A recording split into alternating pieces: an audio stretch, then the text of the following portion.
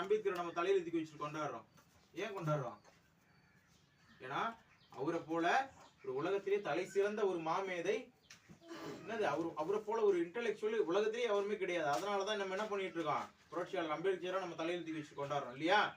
ஆனா புரட்சியாளர் அம்பேத்கர் இதோ வேற சமூகத்துல பிறந்திருந்தாருன்னா, இந்த தலித் சமூகத்துல பிறக்காம வேற சமூகத்துல அம்பேத்கர் பிறந்திருந்தாருன்னா இந்த இந்தியாவே உலக நாடுகளே தலையில தூக்கி வச்சு கொண்டாடும். ஆனா இந்தியாவில முன்னும் மட்டும் ஏன் அம்பேத்கர், நீங்களே பாருங்க, எந்த ஸ்கூல்லயாவது அம்பேத்கர் போட்டோவை எடுத்து அம்பேத்கர் பிறந்த நாளுக்கு பூ மாலை போடுறாங்களா, வாழ்த்து தெரிவிக்கிறாங்களா? அரசு அலுவலகங்கள்ல நம்ம சொல்லாம கட்டாயப்படுத்தாம எவனா அம்பேத்கர் போட்டோ வைக்கிறானா? ஏன் அம்பேத்கரை காட்டிங்க எல்லாரும் புத்திசாலியா, அறிவாளிகளா? ஏன் அம்பேத்கர் போட்டோ வைக்க உங்களுக்கு வந்து அரசு அலுவலகங்கள்ல மதுரை நிறுவனங்கள்ல ஏன் அம்பேத்கர் போட்டோ வைக்க கூட பயன்படுத்தணும்னா? அம்பேத்கர் என்ன சாதி கட்சி தலைவரா? அம்பேத்கர் யாரு? இந்த இந்தியாவினுடைய அரசாங்கம் எப்படி நடக்கணும், இந்தியாவினுடைய ஆட்சி அதிகாரம் எப்படி இயங்கணும்ன்றது அதை வகுத்த ஒரு இன்டெலெக்சுவல் சட்ட மாமேதை. சட்டம் மட்டுமா? அவர் என்னது, he fulfill all the field of knowledge. என்னது, எல்லா துறைகளிலும் உச்சபட்ச அறிவு பெற்றவர் அம்பேத்கர். ஆனா என்னது, இன்னமும் அவர் எம்மா தான் பெரிய இன்டெலெக்சுவலா இருந்தாலும் அவர் ஒரே ஒருத்தர் இருக்கிறார்ன்ற காரணத்துக்காக நம்ம என்ன பண்றான், இன்னும் அவர் ஒரு சாதிய முத்திரை குத்தி அவரு தாழ்த்தப்பட்டவன், அவன் ஒரு தீண்டத்தகாதவன், அவனையெல்லாம் நம்மளையும் எடுத்து முன்னெடுத்து நடத்தணும், அவனை போட்டோவுக்கு ஏன்னா மாலை தூவணும்னு நினைக்கிறான்ல, மேல வந்துட்டாரு. இன்னும் இந்தியாவினுடைய மிகப்பெரிய ஒரு உயரிய இடத்துல இருக்காரு. ஆனா அவர் போட்டோவை மாட்டி அரசு அலுவலகங்கள்ல ஒரு கல்வி நிறுவனங்களை அவனுக்கு மனசு வர மாட்டேங்குது. ஏன் வர மாட்டேங்குது? ஏன்னா ஒரு தாழ்த்தப்பட்ட சாதியை சேர்ந்தவர். அந்த எம்மா பெரிய உயரத்துக்கு போனாலும் நம்மள வந்து சாதி அடிப்படையில பின்னோக்கியே தள்ளுறோம். அம்பேத்கருக்கே அந்த நிலைமைன்னா நம்ம எல்லாம் இவ்வளோ, நம்மளாம் ஒரு கிள்ளுக்கிற மாதிரி. அப்போ ஒரு அம்பேத்கர் உருவானதால தான் அவன் அப்படி பண்றான். இப்போ ஒவ்வொரு அம்பேத்கர் உருவானா, நிறைய அம்பேத்கர் உருவானா அதனால பண்ண முடியாதுல்ல. அப்ப என்ன பண்ணோம், அப்போ காலத்துக்கு அம்பேத்கருக்கு சிலைக்கு மாலை போட்டுட்டு பூ அள்ளி போட்டு முட்டாய் அள்ளி கொடுக்கறதோட நின்றுடக்கூடாது. புரியுதா? அவரை நம்ம ரோல் மாடலா உருவாக்கிக்கிட்டு அவரை போலயே படிச்சு அவரோட இடத்த நம்ம ஃபுல்ஃபில் பண்ணணும். அப்பதான் அங்க நிறைய பேர் உருவாக முடியும். நம்மளை எவனும் அடிமைப்படுத்த நம்மள முடியாது. இப்போ நிரந்தர தீர்வு என்னது, இந்த சமூகத்தினுடைய நிரந்தர தீர்வுக்கு எது வழிவகுக்கும்? அடுத்தவன் படிக்கலன்றதை விட கிடையாது. ஏன்னா அவங்ககிட்ட சொத்து சோகம் இருக்கு, கண்ட கருமாந்திரம் எல்லாமே வச்சிருக்கான். உங்ககிட்ட என்ன இருக்கு? நம்ம கிட்ட என்ன இருக்கு? எதுவுமே கிடையாது.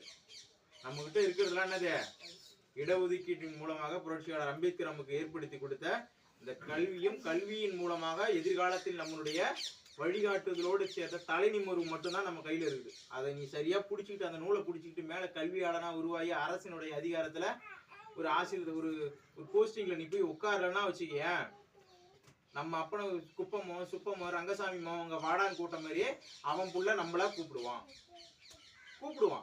எப்போ நீ நம்ம அப்பாவன் போல விழிப்புணர்வு இல்லாம படிக்காம அப்படியே நின்றுட்டனா, நீ படிச்சு ஒரு அதிகாரத்துக்கு வந்துட்ட அப்படின்னா என்னது, அவன் அப்பனே உன்னை பார்த்து எழுந்து நிற்பான். அது எதால முடியும்? படிச்சா மட்டும்தான். அதை தெளிவா புரிஞ்சுக்கோங்க, நல்லா படிங்க. உங்களுக்கு என்ன வேணுமோ தொடர்ந்து ராஜேஷ் மூலியமா நான் தொடர்ந்து பண்ணித்தரேன். நீங்க என்ன பண்ணணும், நல்லா படிக்கணும். அதுதான் சரியா? இது எதுக்கு நம்ம பண்றோம், நம்ம எப்படி இந்த இடத்துல இருந்து நம்ம எப்படி இன்னைக்கு ஒரு பேராசிரியரா வந்தோமோ நம்ம பிள்ளைகளும் இந்த இடத்துக்கு வரணும் அப்படின்ற ஒரு ஆசை தான். இன்னைக்கு ராஜேஷ் வந்து யாரும் இல்லை, என்னுடைய மாணவன், என்னோட ஸ்டூடெண்ட் அவன். சரியா? நீங்களும் நல்லா படிக்கணும். படிச்சுட்டு அதே போல் பள்ளிக்கூடம் போகாம நின்றுடவே கூடாது. பள்ளிக்கூடம் போக மாட்டேன்னு சொல்லவே கூடாது. சரியா? சார் எனக்கு படிப்பே வரமாட்டேங்க சார், எனக்கு வரைய மாட்டேங்க, நான் போய் என்ன பண்ண போறேன், இப்பெல்லாம் வராது. ஜாலியா வரட்டும் வரல, நீ பட்டில டெய்லி ஸ்கூல் போ, ஜாலியா விளையாடு, மதிய சாப்பாடு சாப்பிடு, தூங்கு, வீட்டுக்கு வா, ஒன்றும் பிரச்சனையே இல்லை, தானா இது வந்துடும். சரியா? புரியுதா? சார் நான் போறேன் சார், பள்ளிக்கூடமே வரமாட்டேங்க சார், நான் என்ன படிக்க வரமாட்டேங்க, நான் வீட்லயே நின்றுறேன்னா கிடையாது. எனக்குலாம் 10வது 12வது வரைக்கும் ஏபிசிடியே ஒழுங்கா தெரியாது. இன்னைக்கு நான் இங்கிலீஷ் ப்ரொஃபஸர்லாம் நம்ப முடியுதா? உண்மையா தான் சொல்றேன். ஆனா என்னது அறிவுன்றது, என்னது நிறைய விஷயத்த போக போக நம்மளே தெரிஞ்சுக்குவோம். அப்ப என்னது படிப்பு வரலன்னு பாதியே நின்றுடக்கூடாது. சரியா? அடுத்தவன் படிக்கல என்ன பண்ணிடும், நம்ம படிக்கணும். சரியா? தெளிவா புரியுதுங்களா? நான் சொல்றது புரியுதா? ஓகே. இப்ப என்ன பண்ணணுமே, டெய்லியும் ஸ்கூல் போகணும், படிக்கணும். இந்த வாய்ப்பை நம்ம தவற விட்டுட்டோம் அப்படின்னா இன்னொரு ஜெனரேஷன் போராடணும். உன் புள்ள அந்த இடத்துல வந்து போராடணும். இந்த உன்னோட தலைமுறையை நீ தீக்கி நிறுத்துறதுக்கு உனக்கு வாய்ப்பு கிடைச்சிருக்கு. நீ நல்லா படிச்சு ஒரு இடத்துக்கு போயிட்டனா உன் புள்ள போராடாம மேல வருவான்.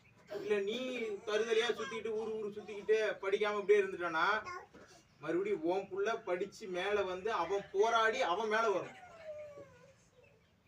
அப்பனது அவன் போராட்டத்துக்கு அப்புறம் அவன் புள்ளதான் மேல வர முடியும். அப்பனது இந்த ஒரு சமூகம் ஒரு தலைமுறை உயர்றதுக்கு ஒருத்தவனது விதையா சருகா உரமா உருவாகிதான் ஆகணும், கஷ்டப்பட்டு தான் ஆகணும். அது நீயா இருக்க முயற்சி. உன்னோட புள்ள தானா உன்னோட ஜெனரேஷன் என்ன பண்ணும், தானா மேல போயிட்டே இருக்கும்.